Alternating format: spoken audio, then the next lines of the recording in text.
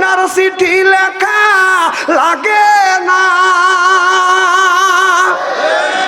ছেলে সারা রাত জাগিয়া ফোনে কথা বলিয়া, ও মিয়া সারা রাত জাগিয়া ফোনে কথা বলিয়া লেখা পড়াইয়া ছেলের ভালো লাগে না, হায় হায় লেখা পড়া মিয়া ভালো লাগে না।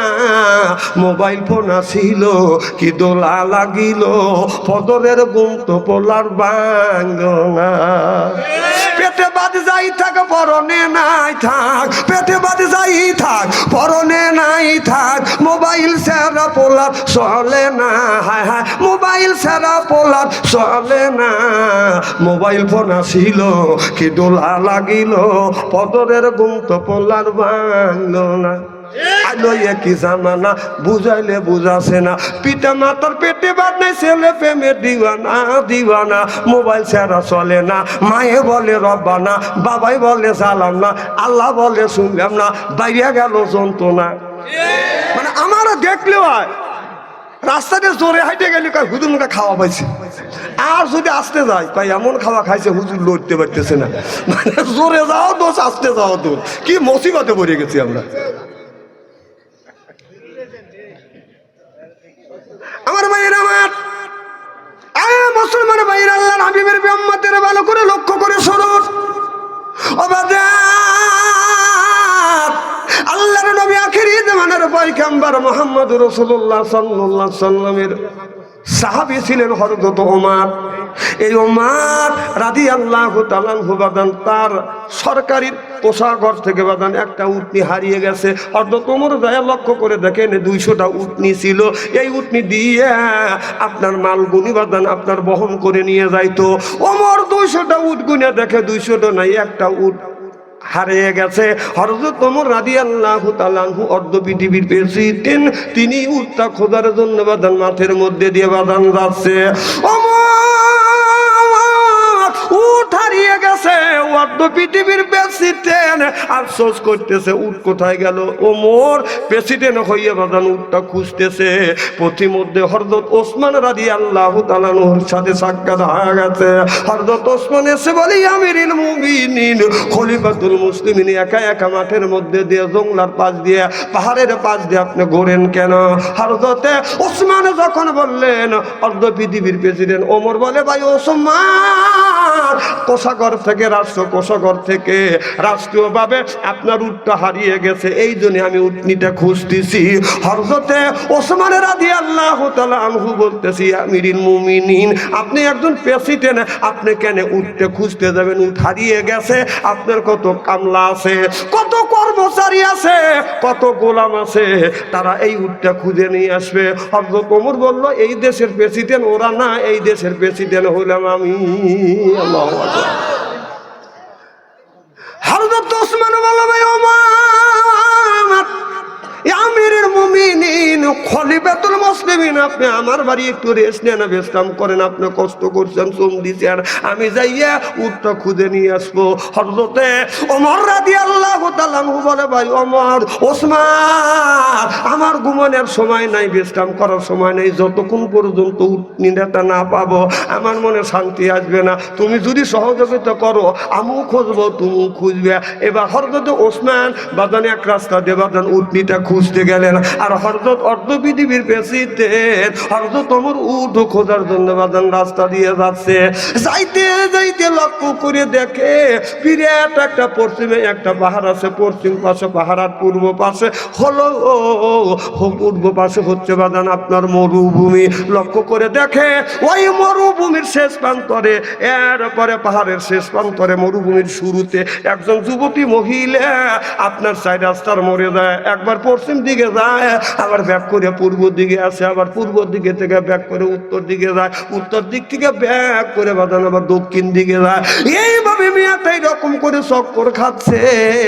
এবার হযরত ওমর দূর থেকে মনে মনে দেখে মনে মনে চিন্তা করতেছে, আল্লাহ, মরুভূমির ভিতরে পাহাড়ের পাশে একটা যুবতী মহিলা গোরপাক খাচ্ছে, নাকি মহিলার কিছু হয়েছে, নাকি মির্কি ব্যারাম হয়েছে।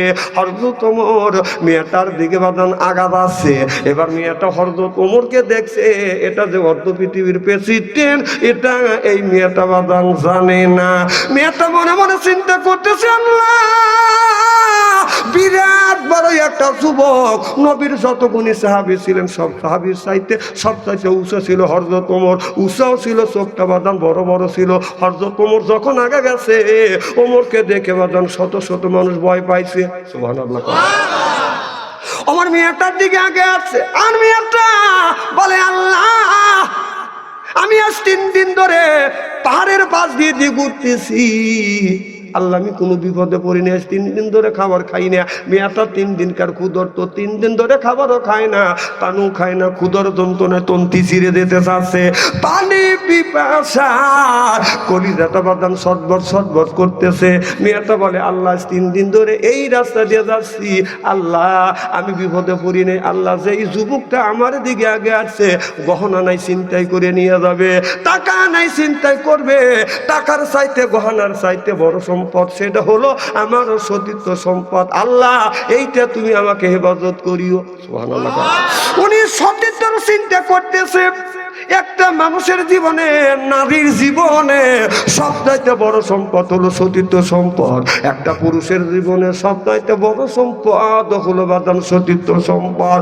টাকা হারা গেলে টাকা পাওয়া যায়, দলিল হারা গেলে সেটাও পাওয়া যায়, সার্টিফিকেট হারা গেলে বাদাম সেটাও পাওয়া যায়। আর চরিত্র নামের সার্টিফিকেট কোনো যুবক যুবতী যদি একটিবার হারিয়ে ফেলে, জীবন বড় কান্দে কাইতেও চরিত্র নামের সার্টিফিকেট ফেরত পাবে না। যখন ঠিক কিনে আর আপনার চরিত্র চলে গেছে বাদান মোবাইলের ভিতরে, প্রেম প্রীতির জ্বালা, মোবাইলের মেলা, এখন আর চিঠি লেখা লাগে না। ছেলে সারা রাত জাগিয়া ফোনে কথা বলিয়ে, ও মিয়া সারা রাত জাগিয়া ফোনে কথা বলিয়া, লেখা পড়াইয়া ছেলের ভালো লাগে না, লেখা পড়া মিয়া ভালো লাগে না। মোবাইল ফোন আসিল কি দোলা লাগিল, ফদরের গুম তো পোলার বাঙ্গো না। পেটে বাদ যাই থাক পরনে নাই থাক, পেটে বাদ যাই থাক পরনে নাই থাক, মোবাইল সেরা পোলার চলে না, হায় হায়, মোবাইল সেরা পোলার চলে না। মোবাইল ফোন আসিল কি দোলা লাগিল, পদরের গুম তো পোলার বাংলো না। কি জামানা বুঝাইলে বুঝাছে না, পিতা মাতার পেটে বাদ নাই, ছেলে প্রেমের দিওয়ানা দিওয়ানা। মোবাইল ছাড়া চলে না, মায়ে বলে রব্বানা, বাবাই বলে সালাম না, আল্লাহ বলে শুনলাম না, বাইরে গেল যন্ত্রণা।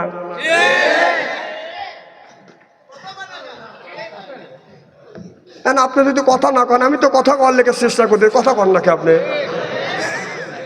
কি জিনিস বাইরে রয়েছে, এই গেলি হাবি কথা কয় না খেয়া।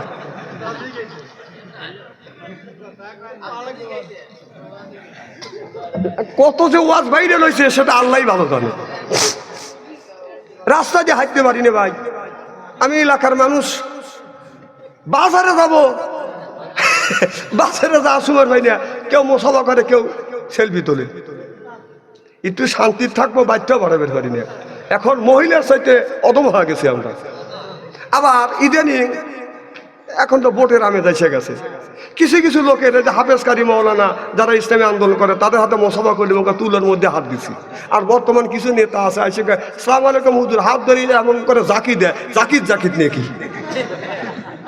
আচ্ছা, দিনের মধ্যে 150-200 লোকের সাথে 500 লোকের হাতে মোসাফা করি, আর প্রত্যেকটা লোক যদি এরকম জাকি দেয়, একদিনই তোমার এটুক থাকবে না। এই জন্য কিছু কিছু নেতাকে দেখলে আমি ভাগ দিয়ে যাই, আমি হুজুর মোসাফা করি, কম না মোসাফা করবো না, কাকে হুজুর আপনার জাকি দিয়ে নিয়ে কি আদায় করি, কারণ আমার একটু কুল হচ্ছে না। আপনারা হাসতেছেন, আমার ব্যথা একটু।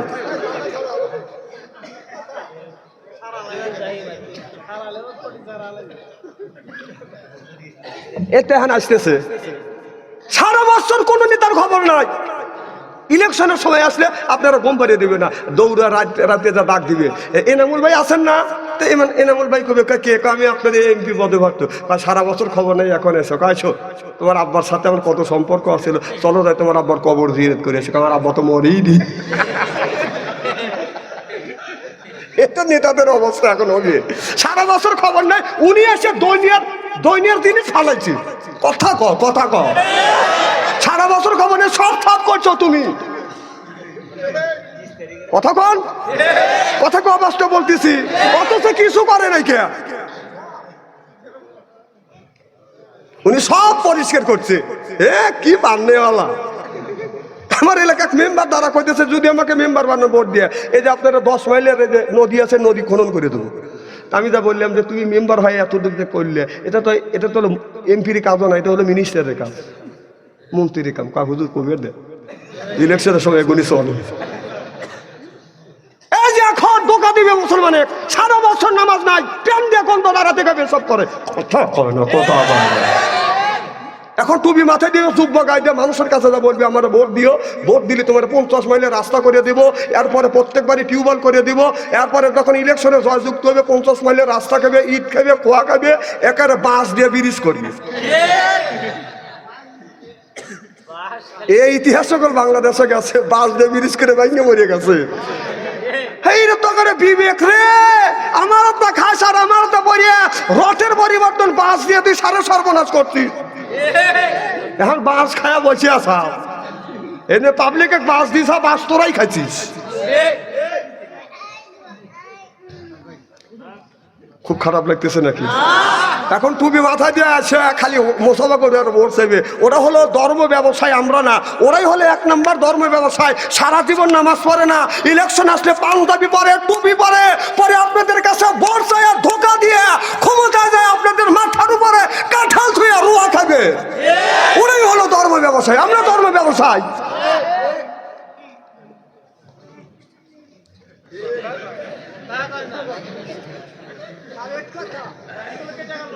একটা আনকারেক্ট কথা বলবো না, এই কারেক্ট কথা বলার কারণে কতবার ধরা খাইছি।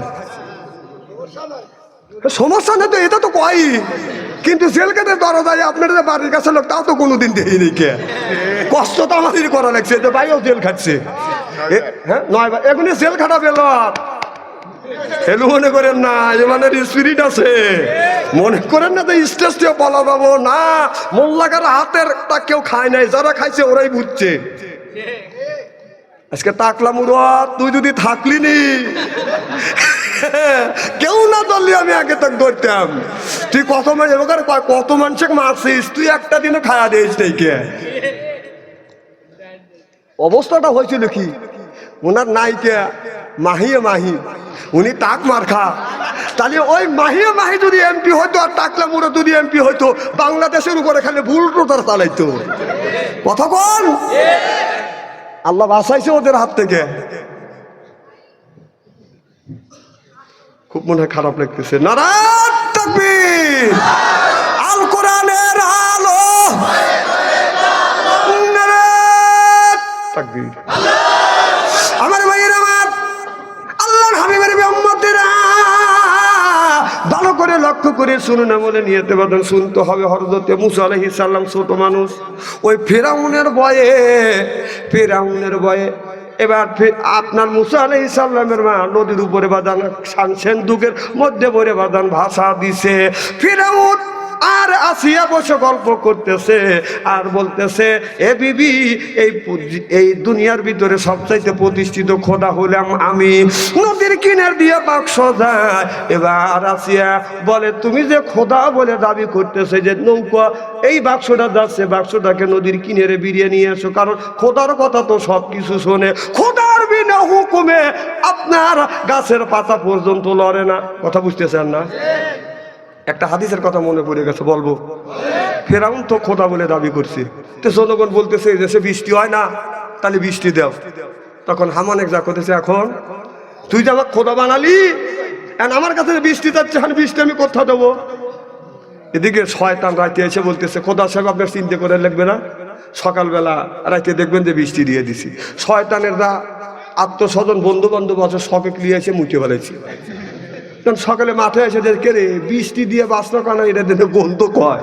তা বলতেছে খোদা সাহেব কি বৃষ্টি দিছে না গন্ধ, এর মানে পেশাব করবে শয়তান। দুপুর নাই হইতে হইতে এখন গাছ দান সব মরে যাচ্ছে। তা কি বৃষ্টি দিছেন? এই বৃষ্টির ভিতরে না খালি বীজ দিছেন, আর বীজ দেয় নাই, পেশাব করলে ফসল বুড়ে যায় না। ফেরাউন এইরকম করে খোদায় দাবি করছে, পেশাব করে করে দিছে শয়তান, শয়তান সহযোগিতা করছে। এবার মুসা আলাইহিস সালাম যাচ্ছে, সিন্দুকটাকে বললে তুমি যে খোদা সিন্দুকটাকে নদীর কিনারে নিয়ে আসো। এবার ফেরাউন নদীর কিনারে দাঁড়ায় বলে কাঠের সিন্দুক রে আয়, আমি প্রতিষ্ঠিত খোদা বলছি তুই সিন্দুক নদীর কিনারে আয়। ফেরাউনের আহ্বানে বাদাম সিন্দুকটা নদীর কিনারে আসে না। এবার আসিয়া বলল তুমি যে খোদা, তোমার কিন্তু খোদাইগিরি, সে সামান্য কাঠের সিন্দুকটাকে নদীর কিনারে আনতে পারলে না। ফেরাউন রাগ করে বলে তুমি নিয়ে আসো। সুবহানাল্লাহ। দেখো এবার আসিয়া নদীর কিনারে দাঁড়ায়, দেখে বলে রে কাঠের সিন্দুক, আমি আল্লাহর পক্ষ থেকে বলছি, আমি আল্লাহর দাস, আল্লাহর গোলাম, আল্লাহর দাসী। সিন্দুক রে আল্লাহর হুকুমে নদীর কিনারে বেড়ে বলাও শেষ, সিন্দুক নদীর কিনারে বাদান বেরিয়ে গেলে। আসিয়া বলে তুমি যে খোদা বলে দাবি করো, আর আমি খোদার গোলাম বলে দাবি করি, তুমি খোদা হইয়া সিন্দুক আনতে পারলে না, আমি আল্লাহর গোলাম হইয়া সিন্দুক আনলাম। সুবহানাল্লাহ। ফেরাউনের কথা কয় না, বড় বড় চোখ। এবার আসিয়া বলে এই সিন্দুকটা খোলো, দেখি সিন্দুকের মধ্যে কি আছে। এবার ফেরাউন সিন্দুকের চতুর্দিক দিয়ে ঘুরে, সিন্দুক যে খুলবে তালাও পায় না, চাবিও পায় না। বলে বিবি রে, এ বিবি দুনিয়ায় বহুত তালা দেখছি, সিন্দুক দেখছি, তালা আছে চাবি নাই, এটা কেমন সিন্দুক যার সিন্দুক আছে তালা নাই? ফেরাউন বলে বিবি রে, এই তালার খবর জানলো কে? আসিয়া কয় আল্লাহ তাআলা, আল্লাহ তাআলা। সুবহানাল্লাহ কয়। এবার ফেরাউন বলল বিবি আমি তালা খুলতে পারলাম না। এবার আসিয়া বললো সাধারণ তুমি খোদা হইয়া তালা খুলতে পারলে না, তুমি খোদা না, তুমি হলো খোদা নামে কলঙ্ক, তুমি খোদা না। এবার ফেরাউন বলে তুমি খোলো। আসিয়া সিন্দুকের কাছে যাইয়া আপনার হাত, ডান হাত সিন্দুকের উপরে রেখে আর বললেন বিসমিল্লাহির রহমানির রহিম। বিসমিল্লাহ বলে তালায় হাত লাগালেন, সিন্দুক খুলে গেলেন। খোলার সাথে সাথে একটা চাঁদের মতো পিটপিটে সন্তান বাজার দেখা যাচ্ছে। দেখার সাথে সাথে আসিয়ার অন্তরের মধ্যে ছেলের মহব্বত পয়দা করে দিল কে? মহব্বত পয়দা করে দিল। এবার আসিয়া কোলে নিয়ে বলে স্বামী রে, তোমার বয়ে কোন মা সন্তানটাকে সিন্ধুকে বরিয়ে বাসা দিছে? আসিয়া কোলে নিচ্ছে, এরপরে চুমো দিচ্ছে। ফেরাউন বলে বিবি রে, হয়তো আমার শত্রু হইতে পারে, কে আমার কাছে দেয়, আমার কাছে যদি দেয় আমি একে হত্যা করবো, মেরে ফেলবো। এবার আসিয়া পাম দিয়া বুঝায় স্বামী, এই ছেলেটাকে আমরা যদি বাড়িতে লালিত পালিত করি, আমাদের সন্তান হিসেবে গড়ে তুলবো, বড় হলে আর আমাদের বিরোধিতা করিবে না, আমাদের বংশ বৃদ্ধি হবে। এবার ফেরাউন বলে বিবি রে, তোমার যুক্তি ভালো, কথা ভালো, দাও একটু কোলে দেয়। এবার ফেরাউন বাদান কোলে নিছে। কোলে নিয়ে সাধারণ বাচ্চা কাচ্চা ছোট ছোট শিশু বাচ্চাকে কোলে নিয়ে আমরা সুমা দে, আমার সোনামণি ময়না টুটু। সুবহানাল্লাহ কন্যা খা আমরা সুমা দেই কি দেই না? ছোট বাচ্চা কোলে নিলে সুমা দে। ফেরাউন কোলে নিয়ে এবার মুসা আলাইহিস সালামের চেহারার দিকে তাকাইয়া কয় আল্লাহ চেহারা দিছে। সুবহানাল্লাহ কয়। সব নবী তো সুন্দর। এবার ফেরাউন এখন সুমা দিবে। আল্লাহ কয় ফেরাউন দে, সুমা দিস নাই তা কিন্তু ইসকাত খেব নষ্ট। সুমা দিলেই অমনি কিন্তু ইসকাত খেব নষ্ট। যদি বাঁচতে হয় তোর দাউস খোদাইগিরি সব তসমস হবে। সুবহানাল্লাহ তো তোর কয়। ফেরাউন মানে না, মুসা নবীর মুখের সাথে মুখ নিয়ে যখন চুমা দিবে, আল্লাহ বলে বন্ধু মুসা রে, একদিনকার শিশু, তোমাকে কিন্তু ফেরাউনের সাথে মিতেলি করবার জন্য পাঠাই নাই। ফেরাউনের সাথে একই চাষতলে বসে গল্প করবে, চা খাইবে, এই জন্যে পাঠাই নাই, বরং তোমারে পাঠাইছি ফেরাউনের 32 দাঁত ভাঙা জবাব দেওয়ার জন্য। এবার ফেরাউন চুমা দিবে। আল্লাহ কয় বন্ধু রে, ওর পবিত্র মুখ যেন তোমার মুখে যেন লাগে, যেই লাগাইবে অমনি একদিনকার শিশু বাচ্চা মুসা আলাইহিস সালাম যখন ফস করে থাপ্পড় মারছে, 5টা আঙ্গুল বাদান জায়গা গেছে। ফেরাউন সব করে খাইতে খাইতে জমিনে পড়ে আর নাই 10 মিনিট জ্ঞানী নাই, সুবহানাল্লাহ কোন। এরপরে 10 মিনিট দাদা লেগে পড়ে গেছে, দাদি লেগে পড়ে গেছে, এইরকম করে আছে। 10 মিনিট পর গাল ধরে বলে, বিবি রে, এই সন্তানটাকে আগেই বলছি জবাই করবো, দেখ আমাকে কেমন করে মারলো, দেখো 5টা আঙুল ফুটিয়ে উঠছে, দেরে বিবি জবাই করবো। এবার আসিয়া ফেরাউনকে যুক্তি দিয়ে বুঝেছে, খোদা সাহেব আপনি কিন্তু এই এলাকার খোদা, দেশের খোদা, একটা শিশু বাচ্চাকে আপনি কোলে নিয়েছেন, হাত নাড়াচাড়া করছে আর গালে লাগছে, আর তুমি তাকে হত্যা করবার জন্য পাগল হয়ে গেছে। এই খবরটা যদি পেপার পত্রিকায় ছড়িয়ে যায়, খোদা সাহেব শিশু বাচ্চা কোলে নিছে, হাতটা নাড়াচাড়া করছে, একটু গায়ে লাগছে, আর তাকে তুমি হত্যা করছে, এই খবর পেপার পত্রিকায় ছড়িয়ে গেলে আর তোমাকে খোদা বলে কেউ ঠকাবে না।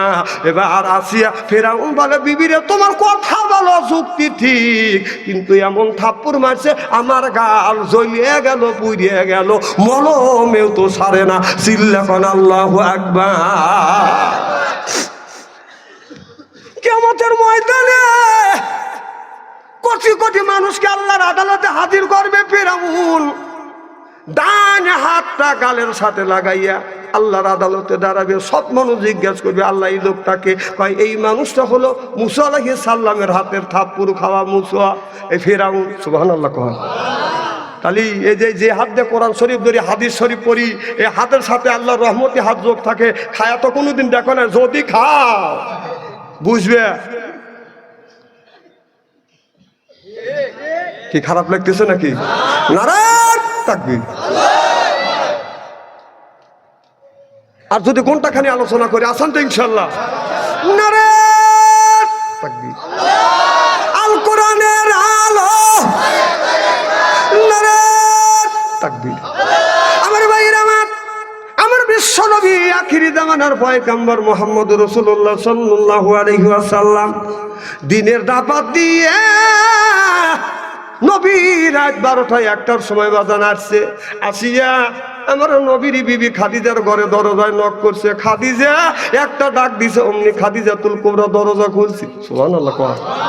রাত 12টায় 1টায় এসে ডাক দিছে, খাদিজা দরজা খুলছে। আর আমাদের যে ঘরে ঘরে একটা করে খাদিজা আছে, এই সিরাজগঞ্জ শহর থেকে আসে রাত 12টার সময় আসে, যে ডাক দেওয়া যায়, খাদিজা, খবর নাই, ও খাদিজা, উত্তর নাই, ও খাদিজা, মানে একই।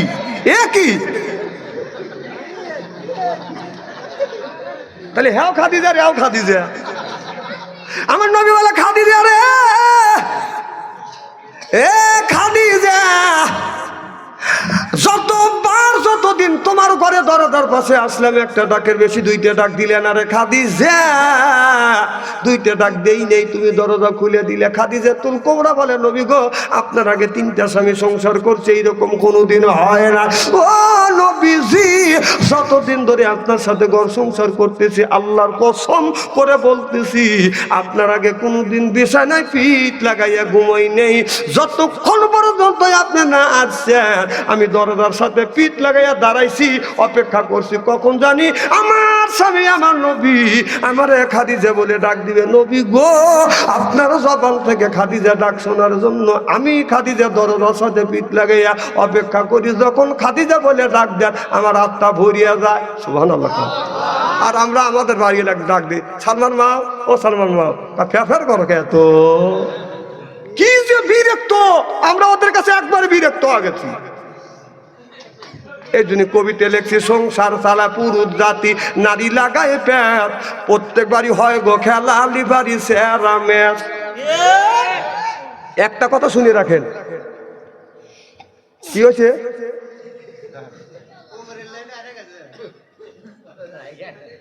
আমি কো ওয়াজ সাইডে দিছি নাকি? ওমরেরটা মার হবারটা জোরে কর। আমার ভাইয়ের, আমার এবারে মেয়েটার দিকে হার তো তোমার আগা আছে। মেয়েটা আরো করবা